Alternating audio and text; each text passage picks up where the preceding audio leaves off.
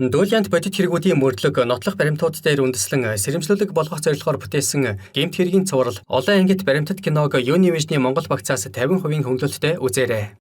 Энэхүү хямдрал 12 дугаар сарыг дуустал үргэлжлэх юм байна. Мөн гар утаснаас Лүг ТV-гээр үзэх боломжтой юм шүү залуусаа.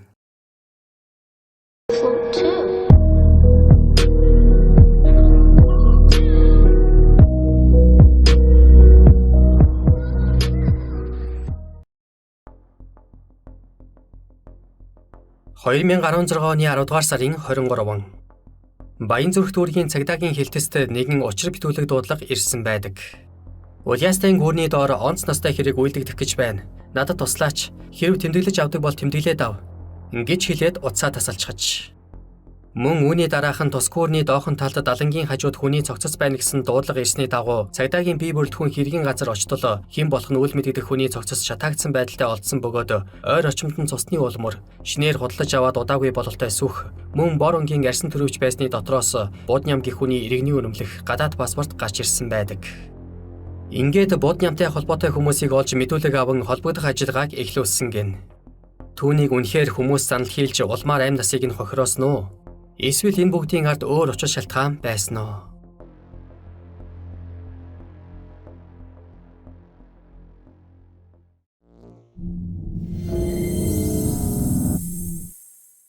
Ховцоо, үнэт цаас, индексийн мэдээлэл гэсэн Facebook групп дээр орж байсан.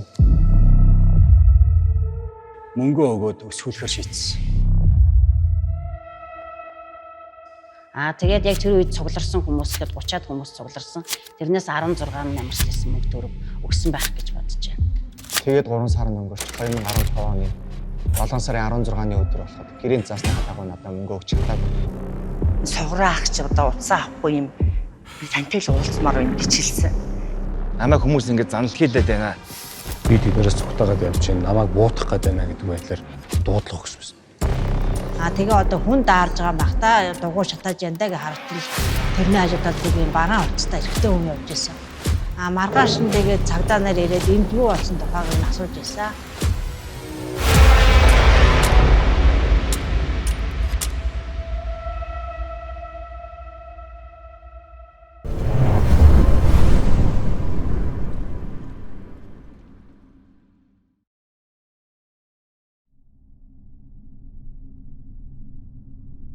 Иргэн Будням 1976 онд Баянхонгор аймагт айлын 3 дахь хүүхэд болон мэндэлжээ.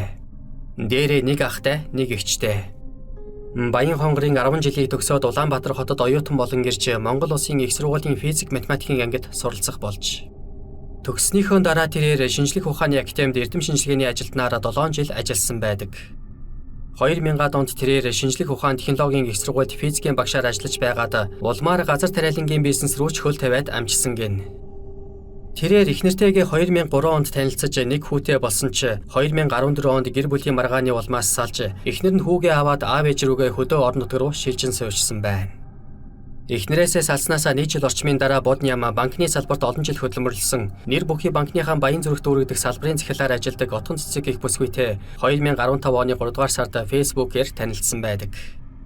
Шинэхэн найз бүсгүйдээ тэрээр өөрийгөө танилцуулахдаа хуваарай бизнес хийдэг. Гэхдээ сүүлийн 4 жилийн хугацаанд онлайн арилжаа хийж байгаа гэсэн гэдэг. Тэрээр Forex-оор өвчлөгчсөн нэгэн байсан бололтой. Өөрийнх нь сурсан мэргэжил болох физик математиктай ойролцоо зачмаар ажилладаг. Олон жил ноцолдоод алдаж оноод үзчихсэн. Энэ тал дээр бол мэргэжсэн нэгэн гэж тэрээр өөрийгөө найз бүсгүйдээ ярих дуртай байж. Ховцоо, үнэт цаас, индексийн мэдээлэл гэсэн Facebook группт харт уг их нэрээр нэлээд идэвхтэй оролцдог түүний шинжилгээ хийх чадвар нь дажгүй байсан бололтой чамгүй хідэн дагагчтайч болоод амжсан байв. Дагагчтаас нь явандаа энэ талаар лекц семинар явуулбал ямар вэ гэх маягаар сумлаж эхэлсэн тул 2015 оны хаврын нэгэн өдөр Будням шинжлэх ухаан технологийн их сургуулийн хичээлийн танхимд арилжаа сонирхдаг 30-аад хүнийг цуглуулan лекц маягийн зүйл уншсан байдаг. Гэхдээ энэ нь зүгээр нэг лекц байсангүй. Харин хүмүүсээс мөнгө босгох сэдэлтэй арга хэмжээ байсан болж таардаг. 500 эсвэл $1000 хөрөнгө оруулах юм бол тэрийг нь Forex-ийн арилжаанд оруулан эргэлдүүлж өсгөөд 3 сарын дараа гэхэд нэг нуглаад эргүүлж өгнө гэж амласан байна. Forex-ийн талаарх мэдлэг, өсгөх арга төлөвлөгөө нь бас ч итгэл үнэмшил төрүүлэх үед санагдсан бололтой. Ирсэн хүмүүсийн тал орчмонд хөрөнгө оруулахаар шийдэж ямар ч барьцаагүйгээр Буднямтай зээлийн гэрээ байгуулан мөнгө оруулсан гинлээ.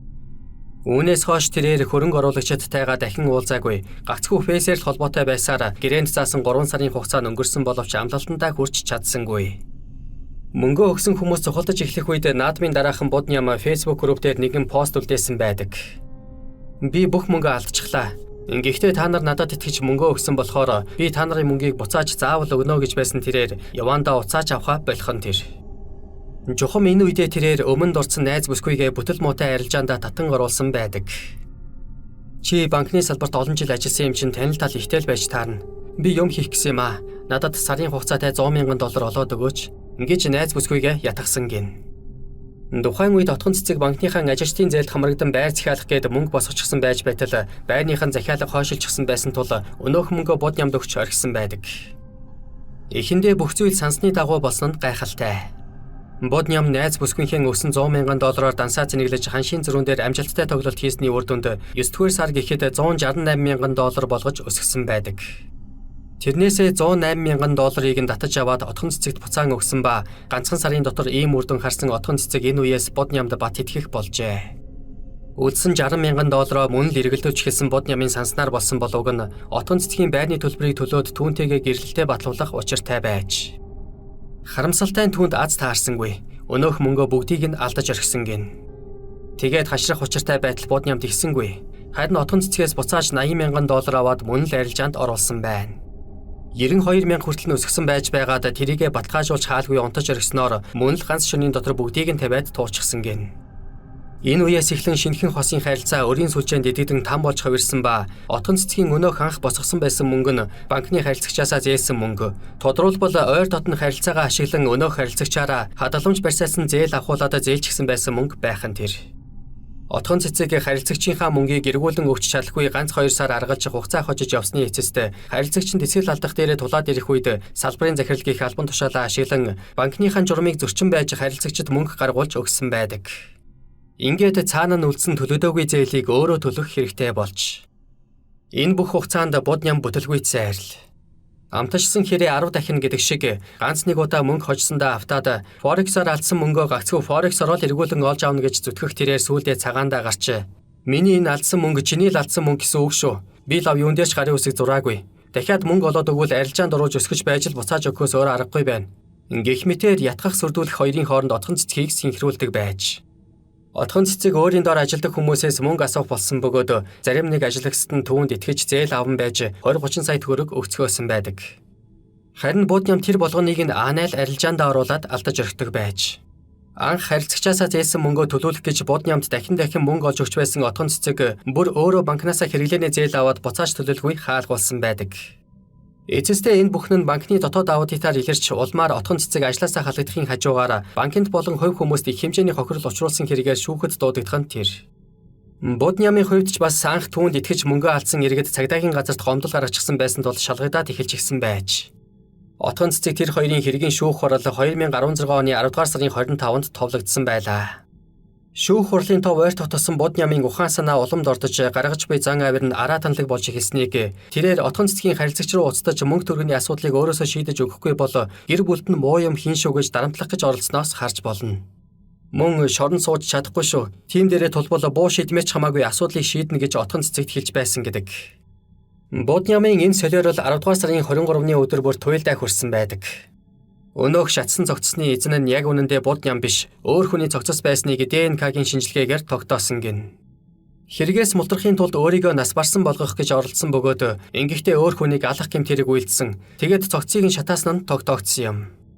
Нөгөөдөр нь буюу 25-ны өдөр тэрээр шүүх хуралдаа ирээгүй бөгөөд оройн нь харин цагдаагийн газар руу дахин залгаж Улиастай гүүрний дор намайг хүмүүс буудах гээд байна гэх утгатай зүйл ярьж дуудлага өгчээ.